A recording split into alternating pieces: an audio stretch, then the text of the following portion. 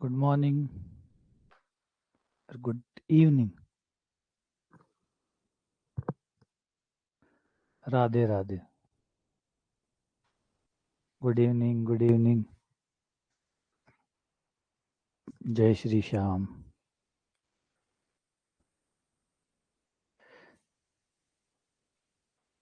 सीताराम सीताराम।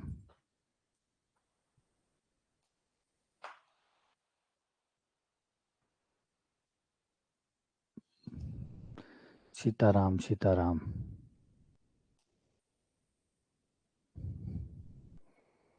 आज आज क्वाड्रेटिक का नेक्स्ट सेशन है हमारा। लास्ट तक हमने इसके 16 क्वेश्चन प्रैक्टिस कर लिए थे। अब उसको आगे बढ़ाएंगे। आगे और नए क्वेश्चन तैयार है, अच्छे क्वेश्चन तैयार है। मज़ा आएगा प्रैक्टिस करके। ठीक है। राधे राधे, राधे राधे मनीष। राधे राधे। नहीं नहीं नहीं, अभी क्वाड्रेटिक इक्वेशन कहाँ खत्म हो गई यार।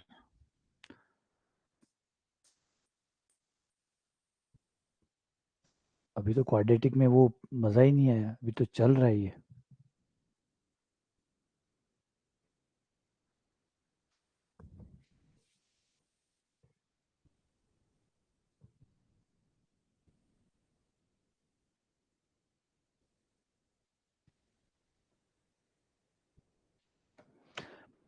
मंडे से तो आपके इनके टेस्ट शुरू हो जाएंगे। जो भी तक आपने टॉपिक पढ़े हैं, इन सब के टेस्ट शुरू हो जाएंगे मंडे से। तो अभी तो अब हो गया, 2-3 दिन हो गए इस टॉपिक को चलाते हुए। थ्योरी आपने पढ़ ली होगी, क्वेश्चंस भी आपने मैंने करवा दिए। तो अब तो प्रैक्टिस होनी शुरू हो गई। अब मंडे से इन सबके टेस्ट शुरू हो जाएंगे आप लोगों के। फिर आप टेस्ट दीजिए, टेस्ट दे के देखिए क्या आ रहा है, कैसा रह रहा है, क्या कमी है, कैसे बेहतर कर सकते हैं। तो फिर वो उसको शुरू करिए। तीनों ही टेस्ट, क्वाड्रेचर, रेक्टिफिकेशन, और आपका जो दूसरा टॉपिक है अलजेब्रा, और तीसरा ये वाला, इन तीनों के ही टेस्ट शुरू हो जाएंगे आप लोगों के। हाँ, तो कल संडे है, कल अपना पूरा जो भी जितना भी रहा हुआ है उसको कवर कर लीजिएगा। मंडे से आगे बढ़ जाएंगे।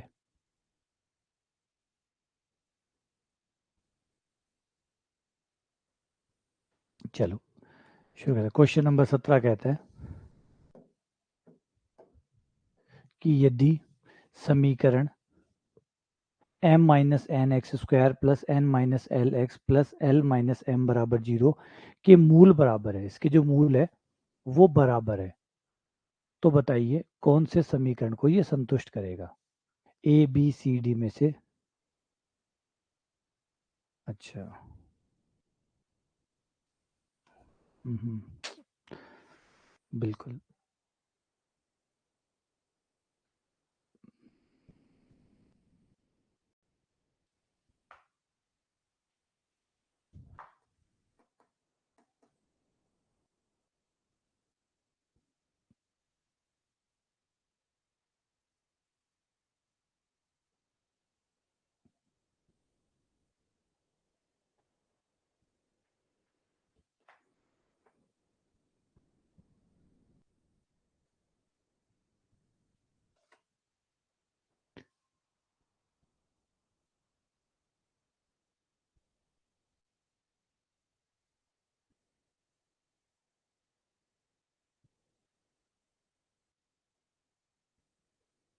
गुड इवनिंग कविता। इसे थोड़ा सा ध्यान से देखिए। एक मेन तरीका तो आपके पास है, उससे तो आप कर ही सकते हैं। एक मेन तरीका जो है उससे तो आप कर ही सकते हैं। एक दूसरा तरीका मैं आपको यहाँ पे एक छोटा तरीका इसका बता सकता हूँ, छोटा हल्का, कि ये सवाल थोड़ा सा छोटा हो जाए, ऐसा भी एक तरीका है। मूल बराबर है तो आपको पता भी है कि बी स्क्वायर बराबर 4ac आपको लगाना है। बी स्क्वायर बराबर 4ac लगाना है और आपका सवाल हो जाएगा, है ना। और इसमें ए कौन है, m माइनस एन जो है ये आपका ए हो गया, n माइनस एल ये आपका बी हो गया, और l माइनस m जो है ये आपका c हो गया। तो m माइनस एन जो है वो a हो गया, और n माइनस एल बी हो गया, और l माइनस m c हो गया। और b स्क्वायर बराबर 4ac लगाना है। b का मान रख दो, a का मान रख दो, c का मान रख दो, सॉल्व कर लो। तो एक तो ये हो ही गया। ठीक है, लेकिन यहाँ पे इसको थोड़ा सा छोटा किया जा सकता है, थोड़ा सा छोटा किया जा सकता है। एक काम करते हैं, n को 0 कर देते हैं। n को 0 कर देते हैं, इससे थोड़ा सवाल छोटा हो जाएगा। जैसे ही n को 0 करोगे आपका सवाल बन जाएगा mx square plus mx square plus minus L X plus L minus M, ये बन गया बराबर 0। अब आपके ऑप्शन में भी जो ऑप्शन है उनमें भी n 0 कर दो, तो n 0 करते ही ये हट गया, ये आ गया 2l बराबर m, ये आ जाएगा n हटा दो 2m बराबर l, n हटा दो l बराबर m, और यहाँ से n हटा दो तो m बराबर l। देखो कौन सा आंसर आता है, फिर देखो कौन सा आंसर आता है। तो इस तरीके से आप सवाल को काफ़ी छोटा कर सकते हो, बहुत छोटा हो जाएगा, काफ़ी क्या बहुत ज़्यादा। देखो बी स्क्वायर बराबर 4ac, बी का मान हो गया माइनस एल का स्क्वायर 4 इंटू ए एम, सी का मान एल माइनस एम, तो ये हो गया एल स्क्वायर बराबर 4ml माइनस 4m स्क्वायर, एक तरफ कर दो, L square plus 4m square minus 4ml बराबर 0, ये बन गया l माइनस 2m का स्क्वायर बराबर 0, स्क्वायर इधर आ जाएगा, l माइनस 2m बराबर 0, और l बराबर आ गया आपका 2m। तो देखो l बराबर 2m किस में है, तो जवाब है ऑप्शन नंबर बी में। तो ये आपका आंसर हो गया। तो इससे थोड़ा छोटा हो जाएगा, लेंथ कम होगी सवाल की, वरना बड़े से भी करते तब भी आता वही ना। तो ये ऑप्शंस का फायदा होता है, यही चीज़ थोड़ा सा समझना होगा आपको कि एक तो डिस्क्रिप्टिव आंसर होता है जिसमें आपको पूरा ही करना पड़ता है, कोई उपाय नहीं है, कोई छोटा ट्रिक या कोई शॉर्ट ट्रिक या कोई तरीका या कोई स्मार्ट तरीका आप वहाँ पे अप्लाई कर ही नहीं सकते। इन सवालों में ऑप्शन वाले सवाल है तो थोड़ा सा खेला भी जा सकता है, जैसे n 0 रख दिया, n 0 रख के सॉल्व कर लिया, ठीक है ना, क्लियर है, सही है।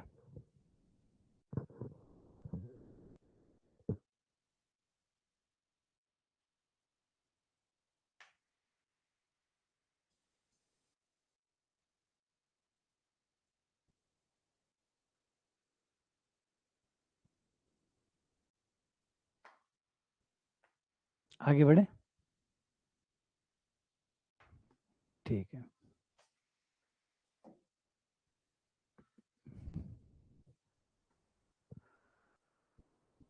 ये समीकरण है x square plus x plus one plus to के, फिर ब्रैकेट है x square minus x minus one बराबर 0 के पूर्ण वर्ग होने के लिए, अगर इसको पूर्ण वर्ग बनाया जाए, होल स्क्वायर बनाया जाए, तो के कितने मान होंगे, के कितने मान होंगे जिससे ये समीकरण होल स्क्वायर बन जाएगी।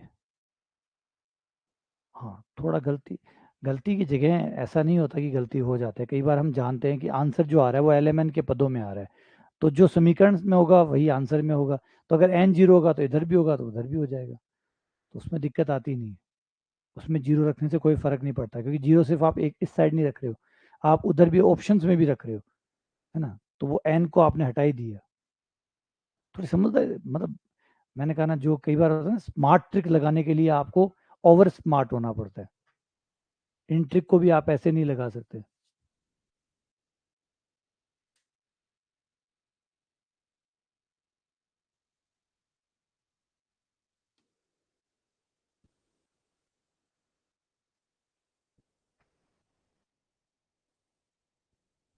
बिल्कुल, बिल्कुल कर सकते हैं,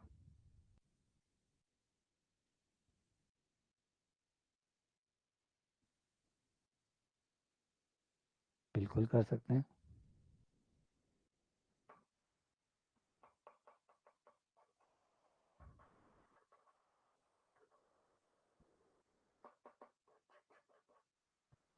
वो तरीके हैं, फिर तरीके आप और भी बना सकते हैं, ये तो गणित के खास रहता है ना कि आप गणित में किसी सवाल को कई तरीकों से कर सकते हैं।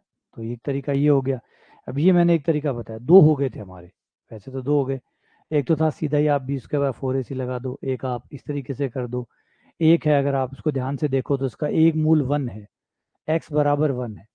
देखो अगर हम x का मान 1 रखते हैं तो ये सारे कट जाएंगे और 0 आ जाएगा, मतलब x बराबर 1 इसका एक मूल है, और इसने कहा कि मूल बराबर है, इसके मतलब दोनों मूल ही 1 है, फिर तो दोनों मूल बराबर है, है ना, मूल बराबर है, तो इसका अगर एक मूल एक है जो कि है, रखते ही 0 हो रहा है, तो इसका एक मूल एक है, एक मूल एक है तो दूसरा मूल भी एक है, दोनों मूल एक है। अब दोनों 1 1 हो गए, अल्फा भी 1 हो गया, बीटा भी 1 हो गया। मूलों का गुणनफल हो जाएगा 1 × 1 alpha into beta, alpha into beta, alpha भी 1 है, बीटा भी 1 है, मूलों का गुणनफल बराबर सी बटा ए, तो सी हो जाएगा आपका L माइनस एम बटा सी बटा ए, वज्र गुणा कर दो, m माइनस एन बराबर L माइनस एम, तो ये हो गया 2m L प्लस एन। ये लो, ऐसे भी आ जाएगा, तो इस तरीके से भी कर सकते हो। तो ये डिपेंड करता है आपको उस समय कौन सा ध्यान में आता है, पेपर के टाइम में कौन सी बत्ती जलती है, तो जो बत्ती जल जाए वही ठीक है।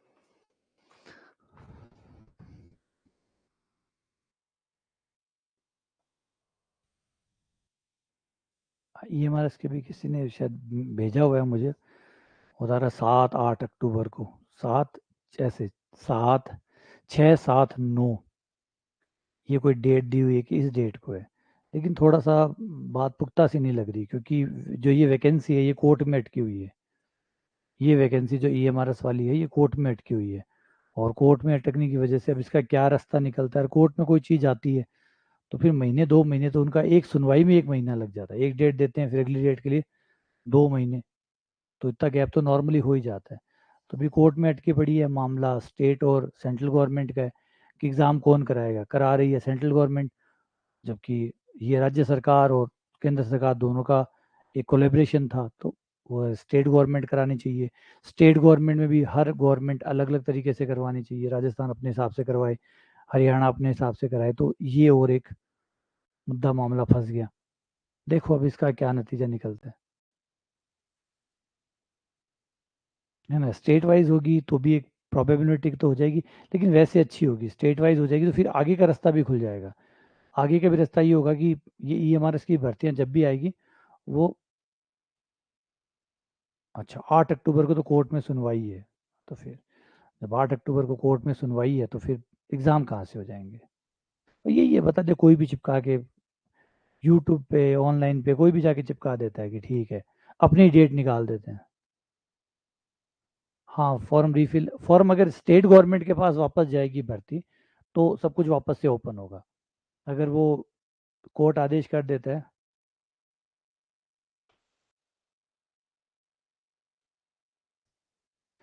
तो ऐसा नहीं है, स्टेट गवर्नमेंट का मतलब ये नहीं कि राजस्थान वाले, राजस्थान में भर्ती निकलेगी तो हरियाणा वाले भी राजस्थान में फार्म भर सकते हैं, दिल्ली वाले भी भर सकते हैं, लेकिन कहा गया कि स्टेट जो है उसमें अभी फाइनल डिसीजन नहीं आया कोर्ट का, अभी कोर्ट कैसे सुनता है, क्या समझता है, कैसे उसके जो XYZ है वो पढ़ेगा, फिर उसके ऊपर तय होगा। हम दोनों ही पक्ष में ले ले, सेंट्रल गवर्नमेंट का रहा तो जैसा चल रहा है वैसा ही चलेगा, स्टेट गवर्नमेंट के पास अगर ये गए तो हर गवर्नमेंट अपनी अपनी जितनी सीटें हैं उसकी वहाँ पे, वो उस हिसाब से वैकेंसी को उसके हिसाब से वो क्लासिफिकेशन कर दिया जाएगा, तो फिर देखो क्या रहता है उसका। तब आप, तब आपको ज़्यादा फॉर्म भर सकते हो, ये नहीं कम भर सकते हो, तब तो आप ज़्यादा भर सकते हो, आप हरियाणा में भरो, पंजाब में भरो, क्योंकि सबको अपनी अपनी निकालनी पड़ेगी वैकेंसी,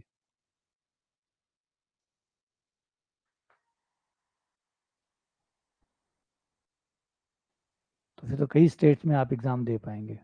और फिर ये भी होगा कि भर्ती बहुत छोटे छोटे टुकड़ों में टूट जाएगी और हर स्टेट वाइज चली जाएगी, कोई स्टेट कभी करवाएगा कोई कभी करवाएगा, वो एक मामला फंस जाएगा।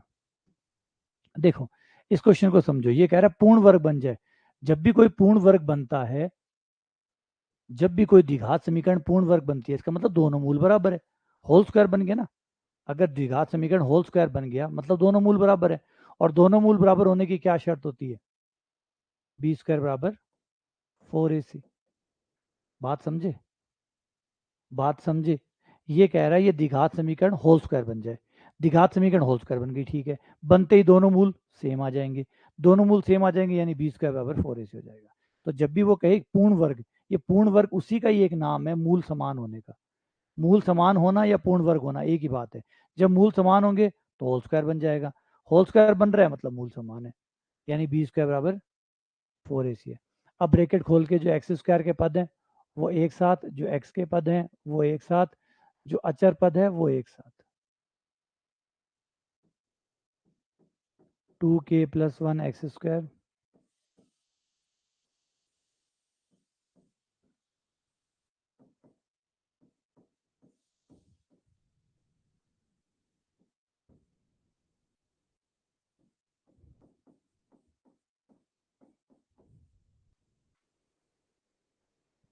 ठीक है। अब ये a का मान आ गया,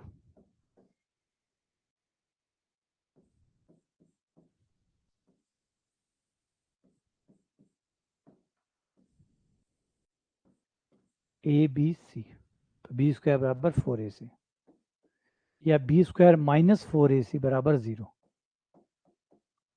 बी हो जाएगा 1 - 2k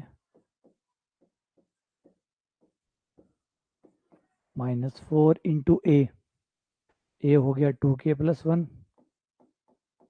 बी सी हो गया 1 - 2k बराबर 0। 1 - 2k कॉमन आ रहा है, कॉमन ले लो, तो ये हो गया 1 - 2k -4 2k+1।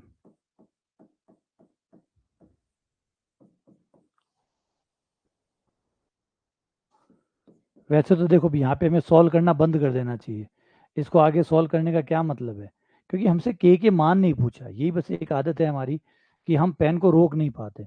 हमसे ये थोड़ी पूछा है के मान कौन से हैं। अब साफ दिख रहा है कि के का मान एक यहाँ से आएगा और एक यहाँ से आएगा। कितना आएगा इससे हमें क्या फर्क पड़ता है, सवाल में क्या फर्क पड़ता है कि कितना आएगा। सवाल कह रहा है के मानों की संख्या बताओ। अब ऑब्वियसली बात है के दो मान आएंगे, तो हमें यहीं पे पेन रोक देना चाहिए। तो ये एक बीमारी है हमें, है ना, ये शानदार बीमारी रहेगी हमारी, हम पेन को रोक नहीं पाएंगे, है ना। समझ गए, वो यहाँ पे क्लियर यही कंफर्म हो गया कि द्विघात समीकरण बन गई है, दो मान आएंगे। अब लेकिन फिर भी हमें वही आदत है पूरा करने की, तो ये ध्यान रखना पड़ेगा, ये आदतें बनानी पड़ेगी अब। हाँ पहले ठीक था, जैसे मैंने कहा 12th करते हो आप, बीएससी करते हो, ये ठीक है, तब आप पूरा करते हो और पूरे के ही नंबर मिलते हैं। लेकिन आज हम वैसा नहीं कर रहे ना, आज हम अलग कंपटीशन में हैं, अलग चीज़ें हैं इसमें। इसमें ये फ़र्क है कि हमें जैसे हिंट मिल जाए वहीं पे हमें रुक जाना होगा। जैसे हिंट मिल जाए हमें वहीं रुक जाना होगा, ताकि ये फालतू का समय जो लग रहा है वो बच जाए। ठीक है ना, नहीं तो हम चलाते जाएंगे।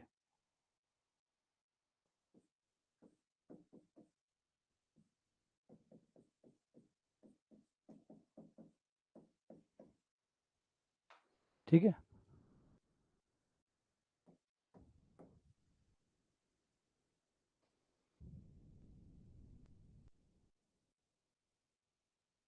समझ में आ गई।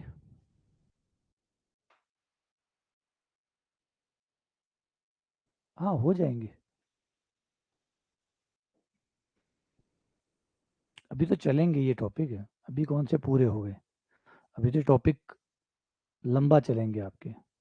अभी जैसे क्वाड्रेचर है, क्वाड्रेचर में अभी हमने कितने किए, 30 कर लिए कि 40, 30 कर लिए आज हमने ना, 30 कर लिए, कम से कम 30 क्वेश्चन में अभी क्वाड्रेचर रेक्टिफिकेशन पे और करवाऊंगा। तो 3 दिन और मान लो, यानी मंडे ट्यूसडे वेडनेसडे 3 दिन और मान लो, 60 65 70 क्वेश्चन तो क्वाड्रेचर पे रेक्टिफिकेशन पे होंगे ही होंगे। तो 3 4 दिन अगले वीक में उसके लग जाएंगे। इसको भी ले लो, इस पे भी हम कम से कम 60 70 क्वेश्चन तो करेंगे ही करेंगे, तो ये भी 3 4 दिन अगले वीक के ये भी ले लेगा। फिर अलजेब्रा है, तो अलजेब्रा पे अभी हमने कितने किए, 30 कर लिए क्या, अलजेब्रा पे कितने कर लिए, तो मान लो 30 कर लिए या 40 कर लिए, 40 कर लिए लगता है, तो 40 कर लिए, तो उसमें भी मान लो 30 40 और करेंगे। तो नेक्स्ट वीक ये मान लो, नेक्स्ट वीक ये टॉपिक, तीनों टॉपिक जो है नेक्स्ट वीक और रनिंग रहेंगे आपके, और तब तक फिर ये पूरे हो जाएंगे। फिर अगले वीक से, नेक्स्ट वीक से आपका अगला टॉपिक शुरू होगा।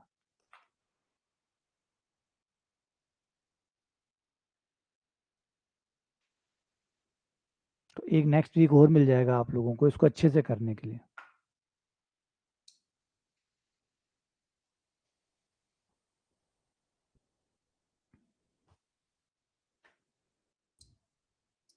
मॉर्निंग क्लास हो रही है लेकिन ईएमआरएस वालों की नहीं हो रही है, क्योंकि ईएमआरएस वालों के यूजी और पीजी के टॉपिक नहीं है। ईएमआरएस के जो बच्चे हैं उनकी नहीं हो रही है। जिनके ग्रेजुएशन का हिस्सा है केवल उन्हीं की क्लास सुबह हो रही है ना। तो जो आपके टॉपिक है उसकी तो क्लास होगी ना।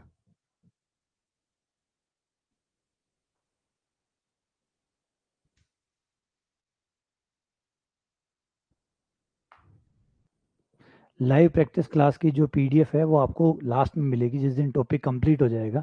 कंप्लीट टॉपिक होने के बाद, क्योंकि अभी जो जैसे करते जा रहे हैं, सॉल्यूशन करते जा रहे हैं, तो ये पीडीएफ बनती जा रही है। जिस दिन ये टॉपिक पूरा हो जाएगा उस दिन इसकी पीडीएफ जनरेट करके वो अपलोड हो जाएगी।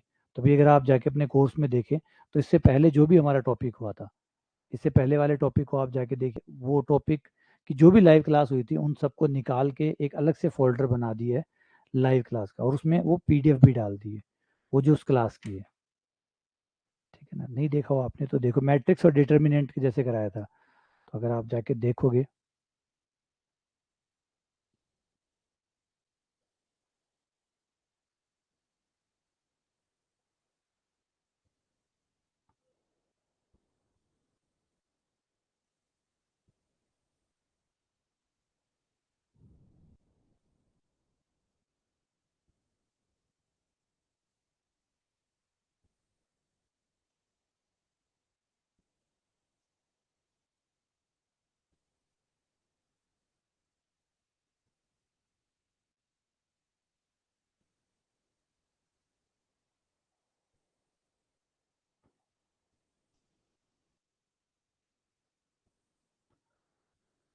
अगर नहीं आई है तो एक बार मैं क्रॉस चेक कर लूँगा।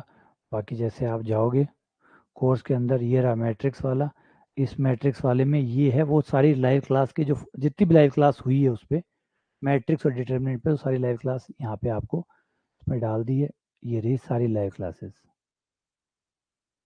मैट्रिक्स एंड डिटर्मिनेंट पे हमने 8 लाइव क्लास ली थी, ये 8 की 8 हो गई है। और ये रही आपकी वो जो पढ़ाया है, ये यहाँ से आपको सारे जो क्वेश्चन करवाए हैं उसके ऊपर वो सारे यहाँ मिल जाएंगे, और जो मैंने सॉल्यूशन कराए हैं उसके साथ मिल जाएंगे। ठीक है ना, तो एक बार देख लीजिएगा। तो ये इसमें थोड़ा सा ऐसे होगा, इसको थोड़ा समझिए कि जैसे, क्योंकि जब तक टॉपिक पूरा नहीं हो जाता तब तक पीडीएफ जनरेट नहीं होगी। क्योंकि पीडीएफ बीच बीच में जनरेट नहीं होती, जब पूरे टॉपिक जो सारे जितनी प्रैक्टिस करानी है, 70 करवाने या 100 क्वेश्चन करवाने हैं, जैसे 100 क्वेश्चन पूरे हो जाते हैं फिर हम इसकी पीडीएफ जनरेट करते हैं, फिर वो पीडीएफ जाती है। ऐसे ही लाइव क्लासेस है, वो जब टॉपिक पूरा हो जाएगा, मान लो उस पर 10 लाइव क्लास हुई या 8 लाइव क्लास हुई, फिर वो 8 लाइव क्लास निकाल के उस टॉपिक में जहाँ भी उसकी थ्योरी पढ़ाई हुई है वहीं पे ले जाके उसको, जो लाइव क्लासेस है उनको वहाँ डाल देंगे, प्लस ये पीडीएफ वहाँ डाल देंगे। तो जब भी आप रिवीजन करें सीधा वहाँ चले जाएं, फिर आपको लाइव क्लास में जाके देखना नहीं पड़ेगा कहाँ कहाँ क्लासेस हुई है, ढूंढना नहीं पड़ेगा। ढूंढने वाला जो काम है आपका वो खत्म हो जाएगा।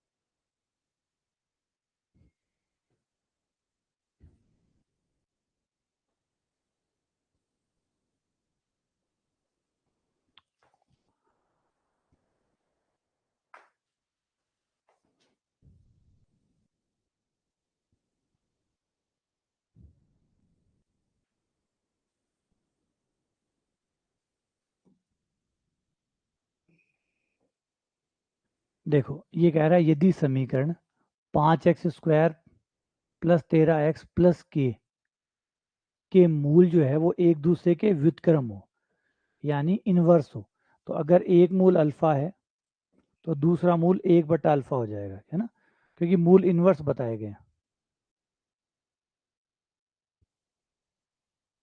ठीक है, एक मूल अल्फा हो गया तो एक मूल 1/अल्फा हो गया।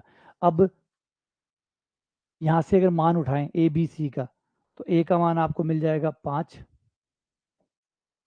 बी का मान मिल जाएगा 13, सी का मान मिल जाएगा के। तो ये हमारा हो जाएगा अल्फा, दोनों मूलों का गुणनफल, मूलों का गुणन बराबर हो जाएगा अल्फा इंटू 1/अल्फा, मूलों का गुणनफल अल्फा इंटू 1/अल्फा बराबर सी बटा ए। सी के है और ए जो है वो 5 है। अल्फा से अल्फा कट गया, 1 आ गया, के बटा 5 बराबर 1 आ गया, और वज्र गुणा करने पर के बराबर 5 आ गया, के का मान 5।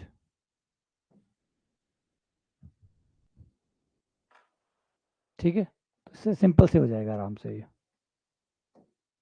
अगला, यदि अल्फा बीटा समीकरण 4x² प्लस 3x प्लस 7 के मूल हो तो 1/अल्फा और 1/बीटा का मान। पीडीएफ जो मैट्रिक्स वाला फोल्डर है, मैट्रिक्स वाले फोल्डर में जाओगे तो वहाँ पे मैट्रिक्स के नाम से हर फोल्डर में ऐसे ही करेंगे अपन। जैसे भी क्वाड्रेटिक इक्वेशन पढ़ रहे हैं, तो जैसे क्वाड्रेटिक इक्वेशन कंप्लीट हो जाएगी तो वहाँ पे क्वाड्रेटिक वाले फोल्डर में जाओगे तो नीचे आपको एक फोल्डर मिलेगा लाइव क्लास रिकॉर्डिंग के नाम से। वहाँ पे सारी, क्योंकि ऐसे तो क्या लाइव क्लास वाले भाग में तो बहुत सारी लाइव क्लासेस होती जाएंगी, वो इकट्ठी होती जाएगी, फिर आप कंफ्यूज हो जाओगे कौन सी कहाँ है, कौन सी नंबर 1 है, कौन सी नंबर 2 है।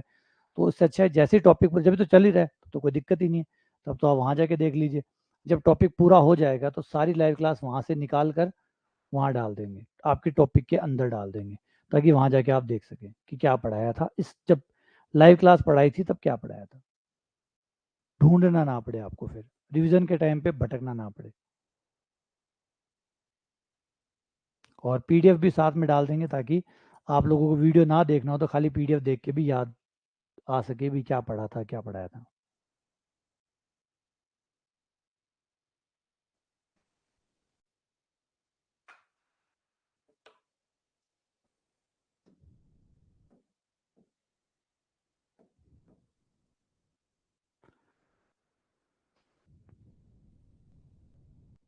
देखो ये आपका ए हो गया,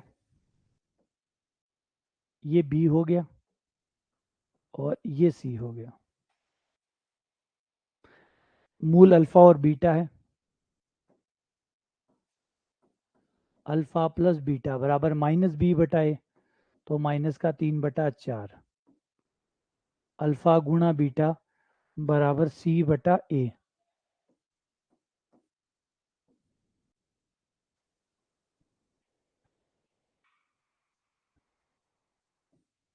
लघुत्तम ले लो, beta plus alpha plus beta का मान -3/4,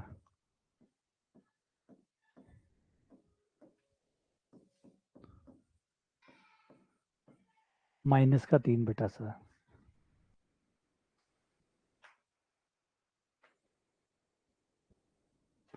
तो -3/7।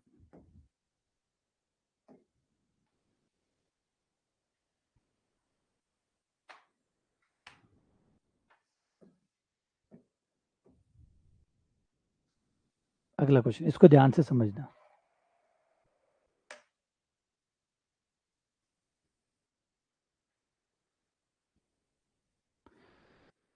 बीएससी में भी जितना हुआ है, जितनी भी क्लासेस हुई है, सबकी लाइव क्लासेस है। इससे पहले कर्व ट्रेसिंग हुआ है, कर्व ट्रेसिंग को अपलोड किया हुआ है। अब इससे पहले भी तो कर्व ट्रेसिंग वाला ही हुआ है ना। और एक डिफरेंशियल इक्वेशन का हुआ है, वो शायद डाल तो रहे थे, डाल दिया नहीं डाल दिया, अगर नहीं डाला है तो मैं डलवा दूंगा। डिफरेंशियल इक्वेशन डला हुआ होना चाहिए, नहीं डला हुआ तो डाल दूंगा। और जो भी हुई हुई है अब तक, इससे पहले जो भी लाइव क्लासेस हुई हुई है उन सबको वहाँ पे डलवा दूंगा, ताकि ढूंढना ना पड़े।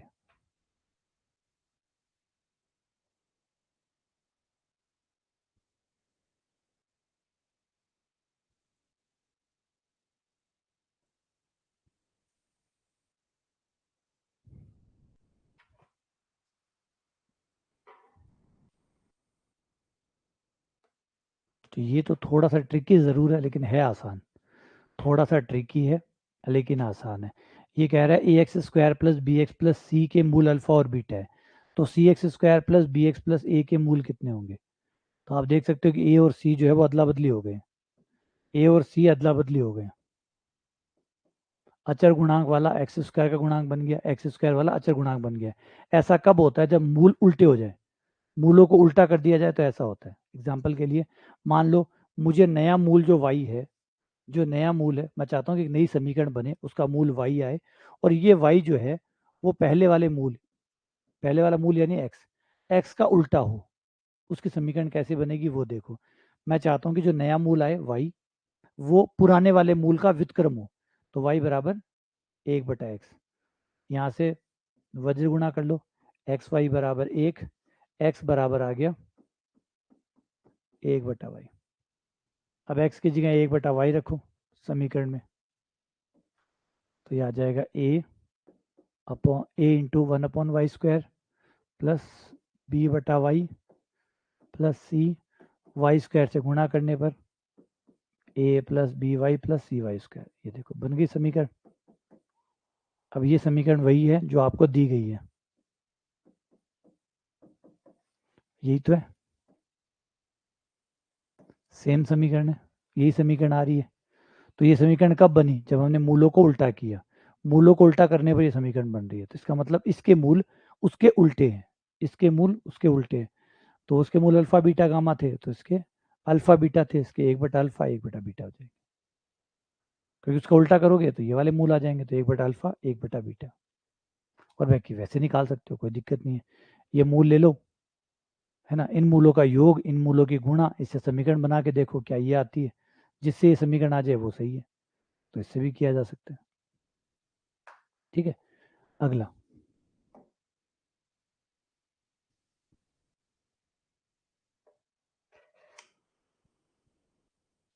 यदि अल्फा बीटा इस समीकरण के मूल है तो alpha square plus beta square का मान कितना होगा?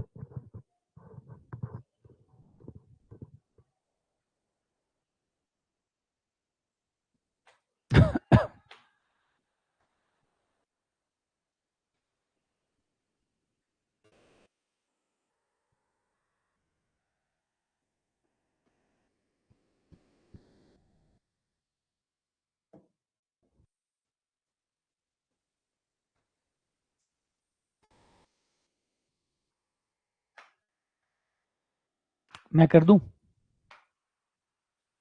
अल्फा प्लस बीटा बराबर -b/a।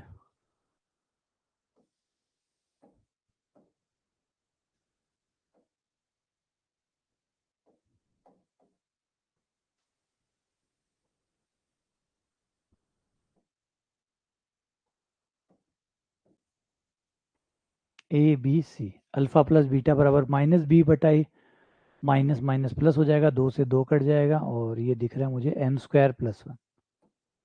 तो अल्फा प्लस बीटा बराबर m² + 1, अल्फा गुणा बीटा बराबर c/a। तो c है आपका m⁴ प्लस m² + 1/2। ये हो गया। अब alpha square plus beta square का मान चाहिए। शायद इस टाइप का ये क्वेश्चन हमने पहले भी किए। इसका मान चाहिए तो इसमें एक पद दो अल्फा बीटा जोड़ दिया और दो अल्फा बीटा घटा दिया, जिससे ये पहले तीन पद होल स्क्वायर बन जाए। अल्फा प्लस बीटा का स्क्वायर,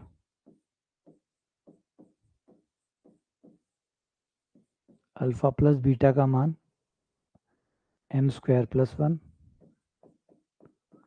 का स्क्वायर माइनस दो इंटू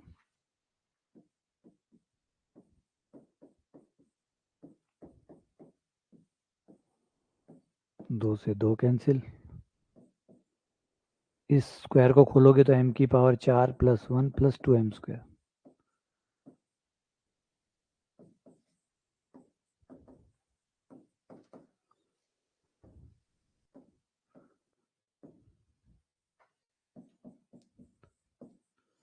एम स्क्वायर, तो आंसर आ गया डी, एम स्क्वायर। ठीक है, अगला क्वेश्चन।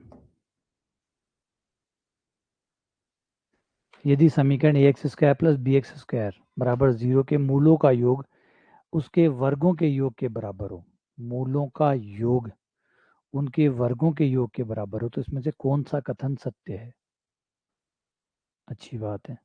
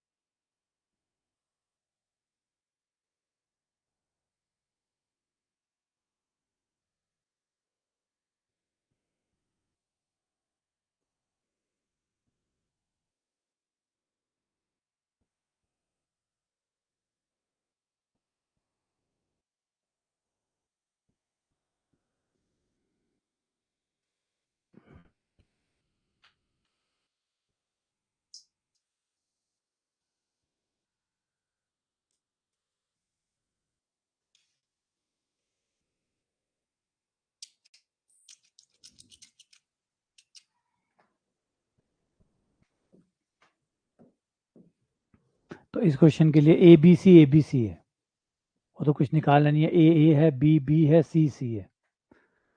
बस इतना बताया कि मूलों का योग उनके वर्गों के योग के बराबर है। मूलों का योग यानी अल्फा प्लस बीटा बराबर है alpha square plus beta square. मूलों का योग उनके वर्गों के योग के बराबर है। तो ये चीज तो हम कर चुके हैं, अभी थोड़ी देर पहले ही की है। दो अल्फा बीटा इधर जोड़ दो, दो अल्फा बीटा उधर जोड़ दो, दो अल्फा बीटा दोनों तरफ जोड़ने पर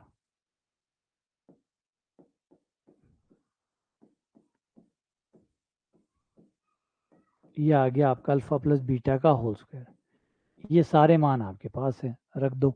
अल्फा प्लस बीटा बराबर माइनस बी बटा ए, दो अल्फा गुणा बीटा सी बटा ए के बराबर। यहाँ पे माइनस बी बटा ए रखते ही बी स्क्वायर बटा ए स्क्वायर हो गया। पूरे सवाल को ए स्क्वायर से गुणा करने पर, ए स्क्वायर से गुणा करने पर ये ए बी हो गया, ये टू ए सी हो गया और ये बी स्क्वायर हो गया। बी वाले पदों को एक तरफ कर दो तो टू ए सी बराबर आ जाएगा B square plus A B. B common निकाल लो तो ये बी प्लस ए आ गया, बी बाहर, बी प्लस ए बराबर टू ए सी, तो ये आ गया बी ए प्लस बी बराबर टू ए सी। ये आंसर आ गया। ठीक है, अगला क्वेश्चन। एक वर्ग समीकरण टी में है, मतलब टी के पदों में है, ठीक है। एक वर्ग समीकरण मतलब द्विघात समीकरण, अभी बड़ा शुद्ध हिंदी नाम निकाला है, वर्ग समीकरण। वर्ग मतलब दो पावर वाली समीकरण, जो टी के रूप में है। जैसे एक्स होता है एक्स स्क्वायर एक्स अचर पद, वैसे टी के रूप में है, जिसके मूलों का समांतर माध्य तो ए है और गुणोत्तर माध्य जी है। तो बताओ वो समीकरण कौन सी होगी। डायरेक्ट इसका रिजल्ट भी होता है, सीधा भी याद रख सकते हो, लेकिन बनाओ, यहाँ पे बना के देखो कि कैसे होगा ये, है ना। छोटा सा रिजल्ट है, बन जाएगा।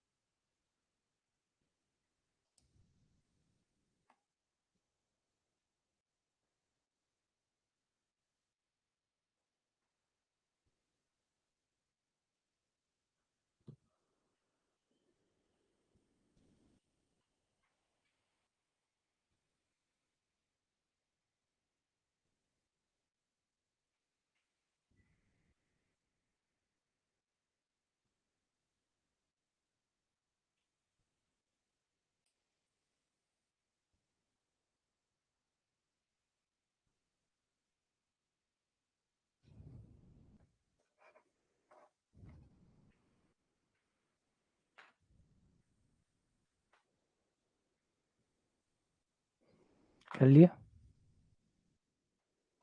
ठीक है। आ जाओ, क्वेश्चन क्या कह रहा है कि इसके मूल का समांतर माध्य, मूलों का समांतर माध्य ए है, बस। मूल अल्फा बीटा है, समांतर माध्य होता है अल्फा प्लस बीटा बटा दो, जो कि कह रहा है ए के बराबर है। तो अल्फा प्लस बीटा बराबर हो गया 2a, तो मूलों का योग आ गया 2a, मूलों का योग 2a आ गया। आगे ये है गुणोत्तर माध्य जी है, गुणोत्तर माध्य जी है तो अल्फा इंटू बीटा, ये अंडर रूट हो गया, ये गुणोत्तर माध्य हो गया। गुणोत्तर माध्य जी के बराबर बताया गया, वर्ग करने पर अल्फा गुणा बीटा जी स्क्वायर के बराबर हो गया। मूलों का योग पता है, गुणा पता है, तो समीकरण बन जाएगी टी स्क्वायर माइनस मूलों का योग जो कि 2a के बराबर है, प्लस मूलों का गुणनफल जो कि जी स्क्वायर के बराबर है, बराबर 0। ये समीकरण बन गई। टी स्क्वायर माइनस 280, टी के पदों में क्यों लिखा, क्योंकि सवाल ने कहा है टी के रूप में लिखो, तो टी के रूप में लिख दिया। तो समीकरण क्या होती है, टी स्क्वायर माइनस मूलों का योग जो कि 2a के बराबर है, टी प्लस मूलों का गुणनफल जो कि जी स्क्वायर के बराबर है, बराबर 0। तो ये कौन सा हो गया, ए हो गया क्या? ए आंसर आ गया। अगला सवाल,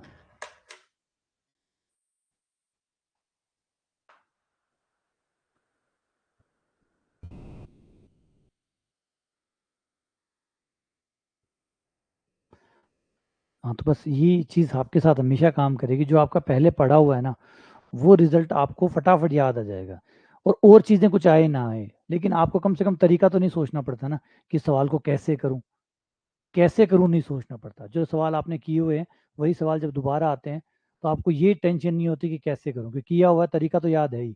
आंसर भूल गए होंगे, कई बार तो आंसर भी याद रह जाते हैं, तो बस कहना ही क्या, कमाल ही हो गया। तो दो चीज़ों में फ़ायदा मिलेगा, सवाल किए हुए सवाल जब पेपर में आते हैं ना, तो एक तो आंसर याद होता है तो वैसे ही बल्ले बल्ले, आंसर याद नहीं होता तो एटलीस्ट आधा सवाल पढ़ना पड़ता, पूरा नहीं पढ़ना पड़ता, क्योंकि सवाल को देखते ही याद आ जाता है कि ये कह रहा है। फिर सोचना नहीं पड़ता कैसे करूं, क्योंकि पता है कैसे करूं। तो हर हाल में दोनों ही स्थिति में आपका समय अच्छा खासा बच जाता है, और प्लस सही होने के चांसेस भी ज़्यादा होते हैं, क्योंकि जब आप सॉल्व करते हैं और आंसर कुछ भी अटपटा आता है तो दिमाग कहता है कि कुछ अलग आ रहा है, पहले कुछ और आया था, ऐसा तो नहीं आया था। तो गलती होने के चांसेस भी आपका दिमाग कम कर देता है। बस यही प्रैक्टिस का मकसद होता है कि आपको ज़्यादा से ज़्यादा सवालों से गुजारा जाए, ताकि आपको हर सवाल पहचाना हुआ देखा हुआ सा लगे। हाँ, प्रैक्टिस बहुत बड़ा जो अंतर है वो आपके यहाँ पे तैयार करेगा, जो आपको लंबे। अब प्रैक्टिस का फ़र्क ऐसे नहीं है कि 2 दिन में दिख जाएगा या 15 दिन में दिख जाएगा। कम से कम 2-3 महीने जब आप यहाँ से गुजरोगे, यानी अभी जो हम चल रहे हैं, इसको लगभग आप ऑब्जर्व करेंगे 2 से 3 महीने बाद। और जो 2-3 महीने पहले जुड़े हैं वो तो शायद अब फ़र्क देखने लग गए होंगे, लेकिन जो लोग अभी जुड़े हैं वो 2-3 महीने बाद देखेंगे कितना डिफरेंस आपको आता है अपने टॉपिक्स के अंदर। और फिर एक चीज़ और होती है कि चाहे आप कहो मैं कमज़ोर हूँ, मैं होशियार हूँ, प्रैक्टिस सबको ठीक कर देती है। प्रैक्टिस सारी चीज़ों को ठीक कर देती है। सारा जो गैप है ना वो ख़त्म कर देती है।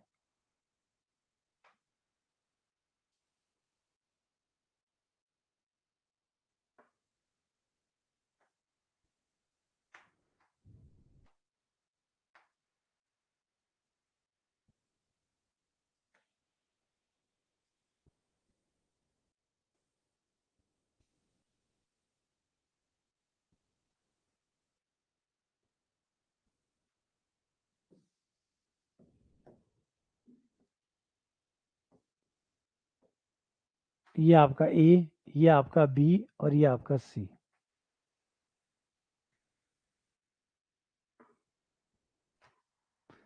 हाँ, दीपावली तक दीपक जल जाएंगे। जो भी नए नए हैं उनके दीपावली तक दीपक पक्के जल जाएंगे। तो इसको लघुत्तम ले लो। ये हो गया आपका अंडर रूट अल्फा।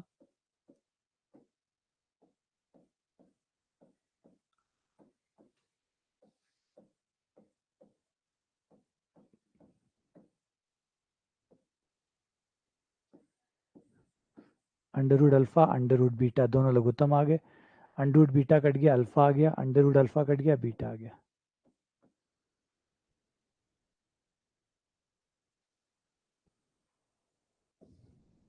तो ये आ जाएगा आपका माइनस बी बटा ए, तो माइनस का 2b और अल्फा गुणा बीटा सी बटा ए। अंडर में एक साथ डाल लिया, ये पलट के ऊपर चला जाएगा, -2b बटा ए।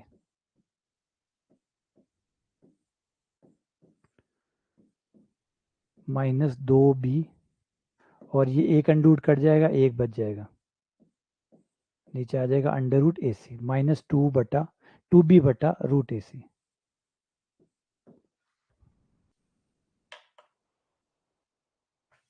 अभी एक चीज़ और है, अभी इससे आप ज़्यादातर ट्वेल्थ की गणित देखते हैं ना, ट्वेल्थ की गणित से दिमाग नहीं खुलता। दिमाग खुलता है ग्रेजुएशन वाली गणित से, क्योंकि ग्रेजुएशन वाली जो गणित होती है ना वो आपको चुनौती देती है, चैलेंज करती है। ये गणित ज़्यादा चैलेंज नहीं करती। आप 11th-12th में देखिए, 11th-12th की गणित में कोई भी क्रिएटिविटी नहीं है, कुछ भी ऐसा नहीं है जो आपसे सवाल पूछ रहा हो। आपने कर दिया, बात खत्म, सवाल खत्म। सवाल डेड एंड पे चला जाता है, मतलब वहां से आगे बढ़ता ही नहीं, मर जाता है सवाल। ये 11th-12th के सवाल जो है ना वो क्यूरियोसिटी नहीं बढ़ाते, जिज्ञासा नहीं बढ़ाते। एक सवाल करो, वहीं खत्म। कुछ भी और एक्स्ट्रा जानने की या पढ़ने की या समझने की जरूरत नहीं पड़ती। तो 11th-12th के साथ ये प्रॉब्लम होती है। लेकिन जैसे आप ग्रेजुएशन के सवाल पढ़ें और जो पीजी लेवल के जब वहाँ पे पढ़ते हैं ना, तो हर सवाल जो भी आपको थ्योरी पढ़ाई जाती है उसमें ढेर सारे सवाल आपके मन में अपने आप से स्वतः ही पैदा होने लग जाते हैं। तो वहाँ जाके आपकी गणित जो है वो नया रूप लेती है, जिज्ञासाएं पैदा होती है, सवाल बनते हैं, खुद से जानने की इच्छा होती है। वहाँ जाएंगे आप, देखिए वहाँ आपको जिज्ञासा बढ़ती है, उसमें आपको मिलेगा। बड़ी कमाल कमाल की चीज़ है यूजी में और पीजी में, जो आपको बहुत सारी सवाल, जितने आप जवाब ढूंढेंगे उससे हजारों गुना आप ज़्यादा सवाल पैदा करेंगे अपने दिमाग में।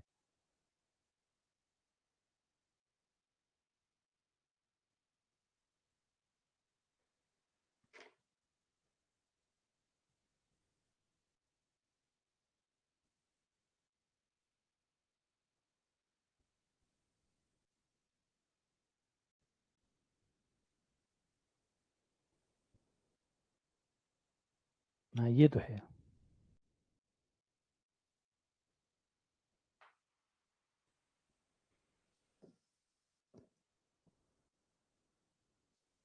तो एक वर्ग समीकरण है जिसके मूल जो गुणांक है ए बी सी वो वास्तविक है, लेकिन इसका जो मूल है एक वो 7 + 5 8 है। तो काल्पनिक मूल आया, काल्पनिक मूल तो जोड़े में आएगा, तो 7 + 5 8 आया एक मूल, तो दूसरा मूल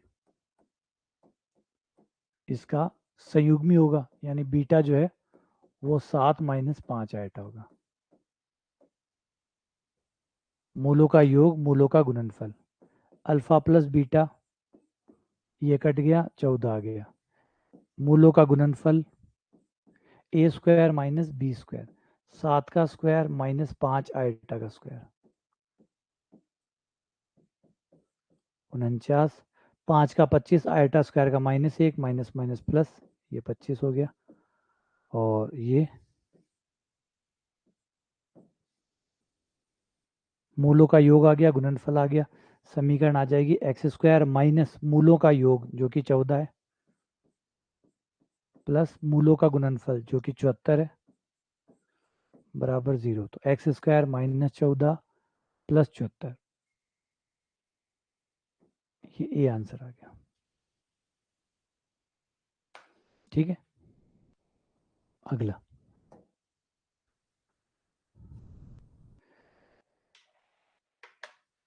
यदि समीकरण x² minus bx plus C के मूल दो क्रमागत पूर्णांक हो तो b² -4c का मान कितना होगा?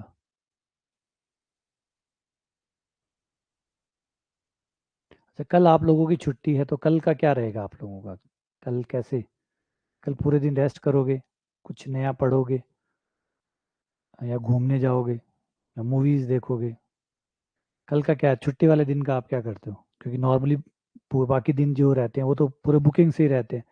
3 क्लासेस तो मेरी हो जाती है, वो ही लेते हो, फिर बीच में खुद भी पढ़ते हो, प्रैक्टिस शीट्स को भी सॉल्व करते हो, वीडियो भी जो है वो देखते हो, तो बाकी पूरा हफ्ता तो इन्हीं में ही पैक हो जाता है। तो संडे जो कल छुट्टी है, कल का क्या रहता है आप लोगों का? अच्छा, जो बाकी रह गया, मतलब कल भी पढ़ोगे आप लोग? कल भी आप लोग पढ़ोगे? कल वैसे एक दिन कुछ नया करना चाहिए आप लोगों को, है ना? संडे का दिन है तो कुछ पढ़ना, फिर है ना, फिर बोर से हो जाओगे। ज़्यादा पढ़ोगे तो पढ़ाई से भी बोर हो जाओगे, तो ज़्यादा भी नहीं पढ़ना चाहिए, बीच में ब्रेक लेना चाहिए। तो कल संडे है, कल ब्रेक लो थोड़ा सा।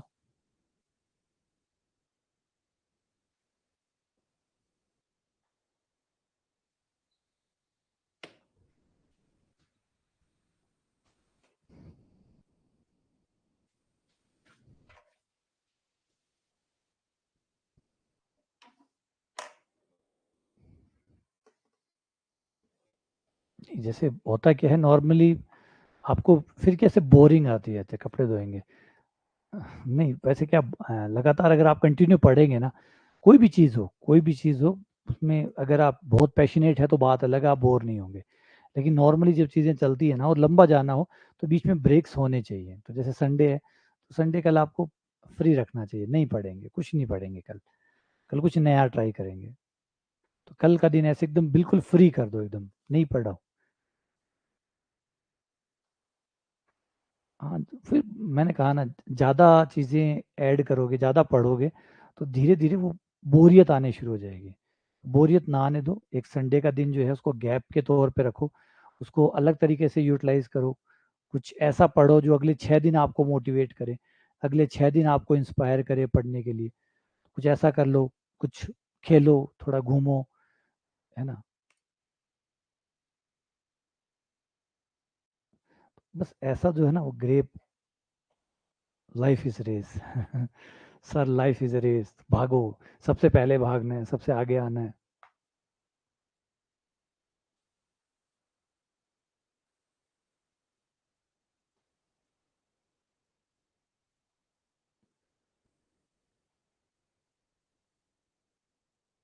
हाँ, नहीं, कुछ नया पढ़ो।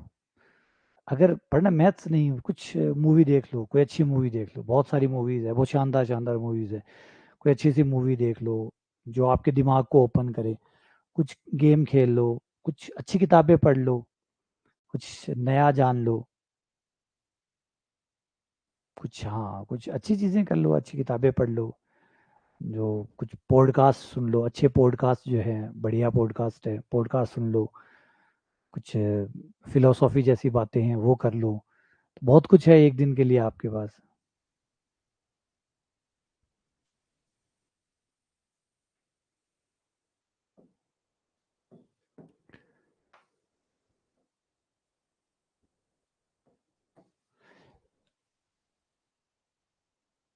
मैं तो बहुत देखता हूँ। अच्छा, वो सुरेश कह रहा है मैथ्स के स्टूडेंट मूवी नहीं देखते। मैंने तो बहुत देखी है, बहुत सारी देखी है। शायद ही अच्छी मूवी कोई भी रही हो और आप नाम बताओ, है ना, अगर वो अच्छी लिस्ट में है और है, और वो ऐसे खाली इंटरटेनमेंट नहीं, खाली इंटरटेनमेंट के हिसाब से तो मैंने कोई मूवी देखी नहीं है और ना देखता हूँ। बात है मैसेज की, जिसके पास, जिस मूवी के पास मैसेज है, या जिसने कभी कोई इनाम जीता है, या मतलब कहीं से अप्रिसिएशन उस मूवी को मिला है, तो वही मूवी देखता हूँ। और मैंने सारी मूवीज देखी है, सारी। और अगर कोई बच गई है तो आप मुझे रिकमेंड कर दो, कल ही खत्म कर दूंगा। है ना, कोई अच्छी मूवी अगर बच गई है, मुझसे रह गई है, तो बता दो।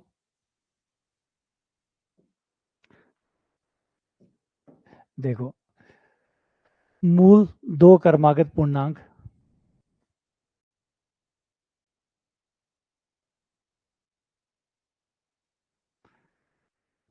ओ माई गॉड टू तो अभी ओटीटी पे आई नहीं है। ओटीटी पे आएगी ओ माई गॉड टू, तो शायद देखूंगा, पहले देखूंगा, उसके रिव्यू देखूंगा। ऐसे मूवी पे 3 घंटे बर्बाद नहीं करूंगा।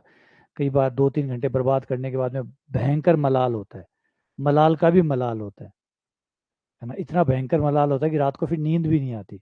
एक वो थी, अभी 2-3 दिन पहले ही एक मूवी थी, वो मेरी वाइफ लगा के बैठी थी, सत्य प्रेम की कहानी, मतलब सत्य प्रेम की कथा। वो मूवी मैंने 1 घंटे देख ली।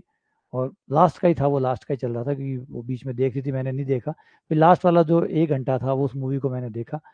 और अब वो लॉजिक में कहाँ खरी उतरे, और गणित वाले आदमी है, लॉजिक तो वैसे ही उसमें होते नहीं। तो वो देख ली। अब मैं, अब मतलब मूवी देखने के बाद इतना एग्जॉस्टेड हो गया, मैंने कहा मतलब जैसे पाप कर दिया कोई।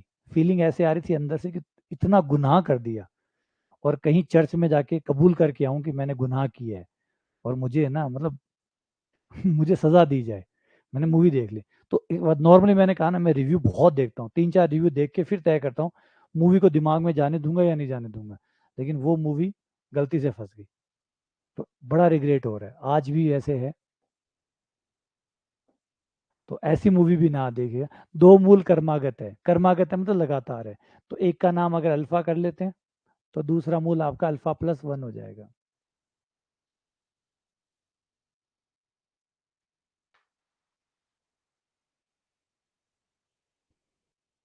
अल्फा+1 मत देखिएगा। मूवी को अच्छे से जाके देखिए। और खासकर बॉलीवुड मूवीज तो बहुत कम ही है जो अच्छी है, बाकी तो सब बकवास है। मूलों का योग, अल्फा+1 बराबर -b/a, minus minus plus b/a। तो ये माइनस माइनस प्लस हो गया ये।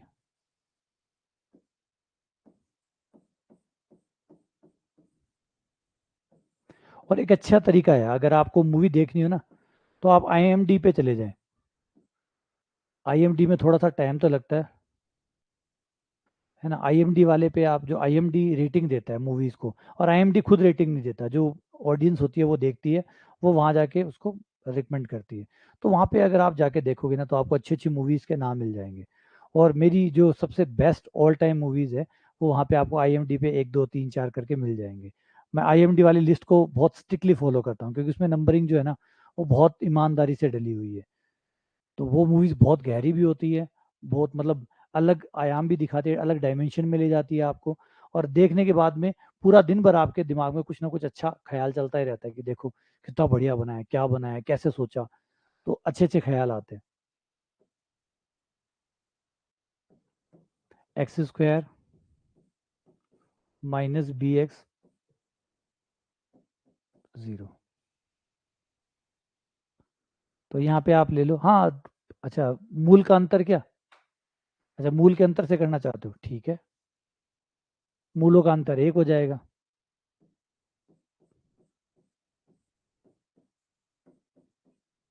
मूलों के अंतर से कर लो। मूलों का अंतर होता है अल्फा माइनस बीटा बराबर alpha plus beta minus 4 alpha beta. हाँ, इससे कर लो, ये रहा। ठीक है, इसमें दोनों मूलों का अंतर -1 हो जाएगा, ये -1 आ गया। अल्फा प्लस बीटा का मान हो गया बी, बी का स्क्वायर -4 अल्फा गुणा बीटा सी के बराबर है, वो सी आ गया। दोनों तरफ वर्क करने पर बी स्क्वायर -4c बराबर 1, तो ये आंसर 1 आ जाएगा। मुझे फॉर्मूले याद नहीं है ना, मैं याद रखता हूँ, सीधा कर लो, काहे के फॉर्मूले यार, √d/a, कितने फॉर्मूले याद करते हो, फिर बाद में कंफ्यूज हो जाते हो। पहले तो इतने सारे फॉर्मूले याद करके बैठ जाते हो, फिर कहते याद नहीं रहते। इतने सारे याद करोगे तो याद कैसे रहेंगे, याद रहता है थोड़ा बहुत, बहुत सारा याद करोगे तो भूलोगे ही भूलोगे। तो इतने रट्टे, इस फॉर्मूले के लिए क्या रट्टा मारना है यार, मूलों का अंतर बना लो खड़े खड़े, इसको तो बने बने खड़े खड़े बना लो। हाँ, सीधा मतलब सीधे फॉर्मूले, ये तो बन जाता, आराम से रखा मान, आंसर आ गया। क्रिकेट देखता हूँ लेकिन कम, अब तो बिल्कुल ही नहीं देखता। पूरी गणित में बहुत फॉर्मूले हैं, ऐसे तो बनते जाएंगे। हाँ भाई, मुझे कोई दिक्कत नहीं है, अगर आपको याद रहता है तो अच्छी बात है, मुझे तो परेशानी है, मुझे तो फॉर्मूलों से परेशानी रहती है। कहते हैं जिसकी याददाश्त अच्छी होती है उसके समझने की क्षमता कम होती है, नॉर्मली ये काम करता है। वैसे ये नहीं, अपवाद भी होंगे इसके, पक्के अपवाद भी होंगे, लेकिन नॉर्मली ऐसा होता है कि जिसके याद करने की क्षमता अच्छी होती है उसके समझने की क्षमता कम होती है। हाँ, फॉर्मूले साथ नहीं देंगे, कंसेप्ट साथ देंगे।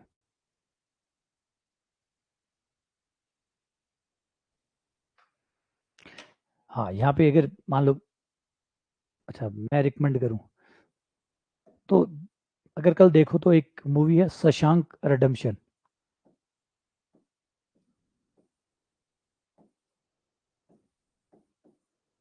शशांक रिडेम्पशन,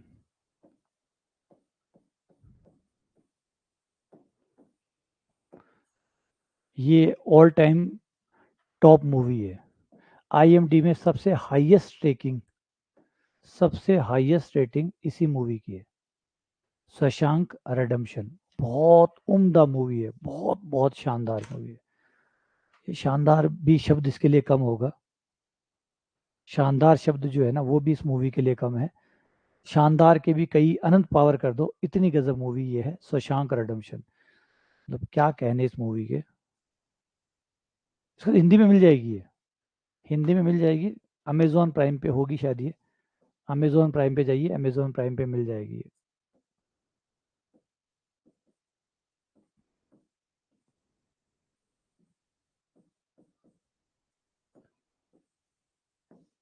अमेजोन प्राइम पे मिल जाएगी, या यूट्यूब पे जाओगे, यूट्यूब मूवीज पे, या तो खाली यूट्यूब पे जाके सर्च कर लेना, वहाँ आपको मिल जाएगी ये मूवी। या अमेजोन प्राइम पे अगर सब्सक्रिप्शन है तो अमेजोन प्राइम पे जाके देख सकते हो। लेकिन ये मूवी ऐसी है कि आपको बिल्कुल ही बदल देगी, इस मूवी में इतनी ताकत है। थ्री इडियट्स मूवी देखी है आपने, अगर आपने थ्री इडियट्स मूवी देखी है ना, तो थ्री इडियट्स मूवी जो भी है उसको कितना अच्छा मानते हो आप, अगर उसको आप अच्छा मानते हो और बढ़िया मानते हो कि वो बढ़िया है, तो उससे कोई हजारों गुना ज़्यादा बढ़िया ये मूवी है।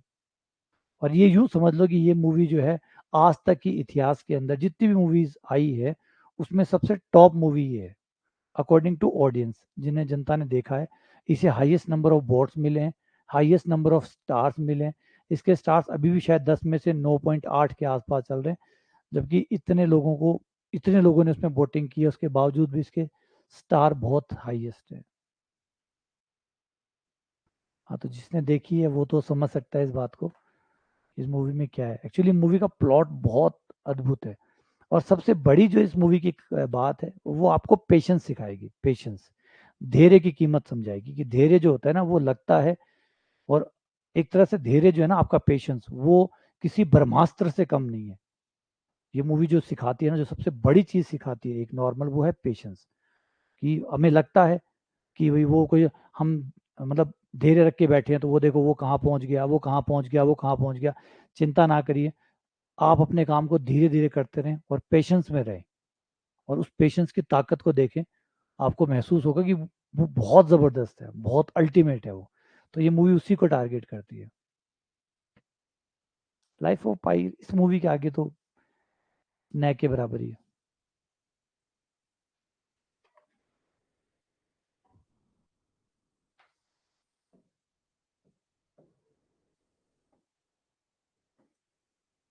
ये देखो, अल्फा प्लस बीटा बराबर आ गया -2। अल्फा गुणा बीटा बराबर आ गया 4।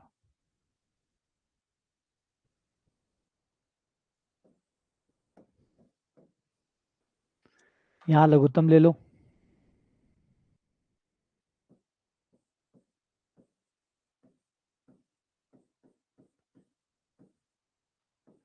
और alpha cube plus beta cube को तोड़ के लिख लो।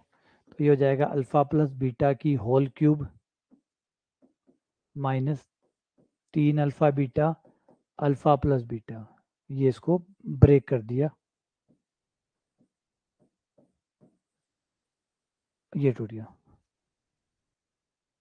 हाँ, पी के देख ली। अरे मूवीज मैंने बहुत देखी है।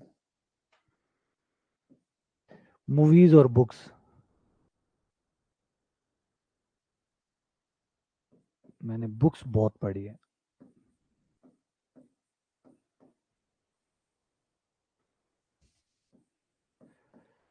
अल्फा प्लस बीटा,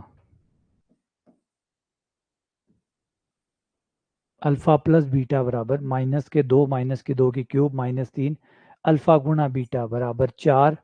और अल्फा प्लस बीटा -2 और नीचे अल्फा गुणा बीटा 4, 4 की क्यूब।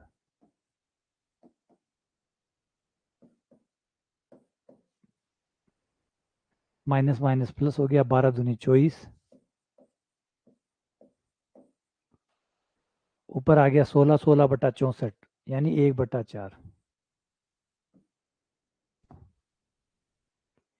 हाँ, टी नेट देख ली। टी नेट देख ली। नॉलन की कोई मूवी तो छोड़ता ही नहीं हूँ मैं।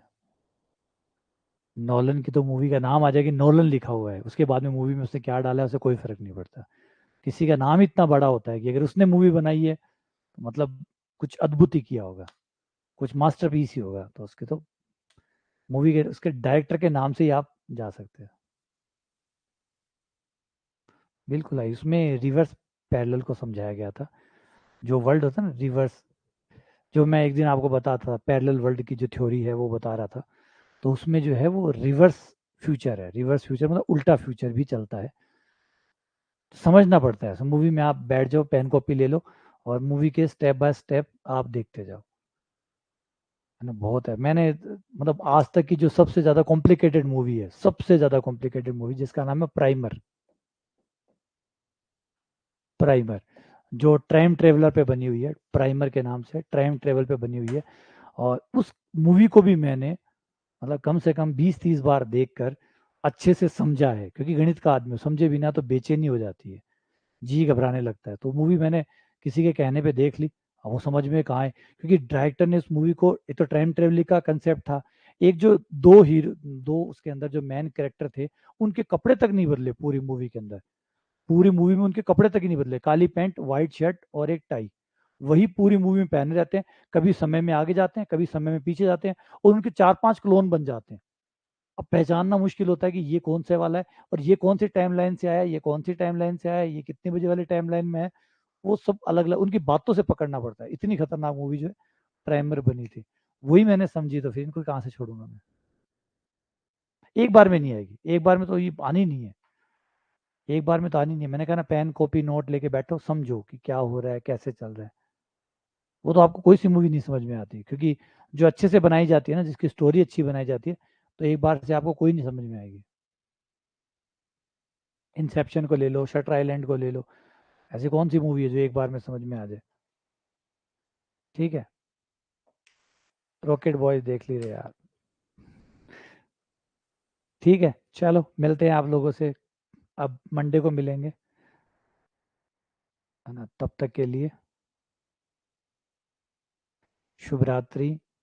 और जो भी है, जैसा भी आप करना चाहें, कल आपका दिन है, आराम से करिए, इंजॉय करिए। मंडे को वापस से इसमें लगना है, दोबारा से शुरू करना है सबको, है ना।